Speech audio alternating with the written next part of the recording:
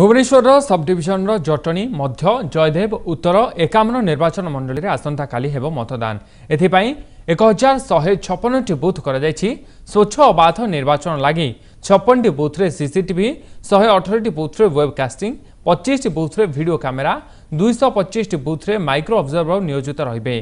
सेपरि प्रति निर्वाचन मंडली रे 10टी लेखाएं मॉडल बूथ एवं गोटे लेखाएं महिला पोलिंग बूथ करा जायछि। सबु बूथ रे भोटर सहायता केन्द्र रहिबो।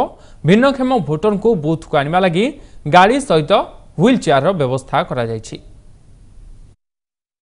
भुवनेश्वर रे प्राय मु कहिथिली जे 5 स्तरीय आमे गोटे सुरक्षा व्यवस्था करिछु।